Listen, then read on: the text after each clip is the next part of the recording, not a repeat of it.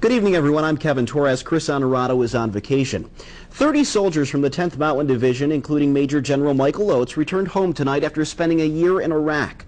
Oates has led the 10th Mountain Division's efforts in that war-torn country and has experienced quite a bit. 7 News reporter Rachel Kent spoke with him, as well as other soldiers who say they've seen plenty of change in the last 12 months. 10th Mountain Division soldiers are back on American soil after a year-long deployment in Iraq. While in Iraq, the 10th Mountain Division headquarters and Division Special Troops Battalion help beef up Iraqi security forces. The Army and the police are much more capable, and they actually have the lead for security now in southern Iraq. The other is they've accomplished a very important provincial elections, and they actually elected some very, very capable people. 10th Mountain Division commanders say they've seen firsthand the changes in Iraq since the war started. The division also had to secure the safety of the Iraqi people and develop the Iraqi government and economy. Iraqi leadership has stepped up and has really began to take charge of their security forces and really has done a lot to professionalize them as we've enabled and assisted them over the last 12 or 13 months. The division headquarters officially transferred authority to the 34th Infantry Division. Major General Michael Oates says the Iraqis still have a ways to go. First thing we need to do is stabilize for the national elections, and then after that there'll be a responsible drawdown of force, and that's based on the fact that the security situation is much better in Iraq. As for Major General Michael Oates, he will remain commanding general until September, and says for now he just wants to get reacquainted with the North Country. Rachel Kent, 7 News. In other news, 2 people were killed in the town of Orleans this afternoon after their minivan collided with an SUV-style truck. It happened at the corner of County Route 180 and County Route 3. The SUV the van collided with was driven by a man. He was taken to Samaritan Medical Center with unknown injuries. Police aren't releasing the names of anyone involved. An accident reconstruction team worked at the scene throughout the evening, trying to piece together exactly what happened.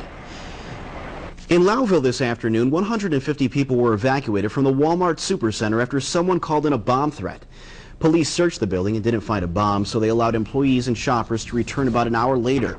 The investigation is continuing. Police say the person who called in the threat faces felony charges and up to 3 years in prison if convicted. Detectives believe it was someone local. Jobless numbers in the Tri-County area are falling. The latest statistics released today show the North Country as a whole has dipped below 10% unemployment. Jefferson County is doing best at the moment with an 8.9% unemployment rate. Lewis County saw the most improvement, cutting down its jobless number by more than 2%. More people in St. Lawrence County are getting back to work as well. Their unemployment rate has dropped to 9.8%. Despite the better numbers, analysts say this is no time to celebrate. However, if you look over the longer-term trend, we're showing the highest unemployment rates that we've seen in the month of April since 1999, actually since over the last 10 years. The dip in jobless numbers in April are attributed to seasonal work or summer jobs starting to pop up in our area. Well, 15 people were arrested in Potsdam during a seatbelt check. The checkpoint was set up by state police and the St. Lawrence County Sheriff's Department along Maple Street in the Village. It's part of the Buckle Up New York campaign that began May 18th. The point, as we said, resulted in 15 arrests that included seatbelt violations as well as arrests for driving while using a cell phone. The campaign continues through June 1st. In Kingston this afternoon, officers seized an AK-47 automatic assault rifle as well as some ammunition during a raid at a home on Adelaide Street. The man who owned the rifle is on parole, so he'll face some pretty stiff charges for owning the weapon. His name has not been released yet. Opening statements begin tomorrow on the attempted murder gang assault trial of 3 former SUNY Can students. 7 News reporter John Fryatt says the jury will hear dramatic testimony from eyewitness accounts in the stabbing and attack of a 19-year-old man. Prosecutors say stabbing victim Matthew Rivera just happened to be at the wrong place at the wrong time when he was targeted by the trio of former SUNY Canton students.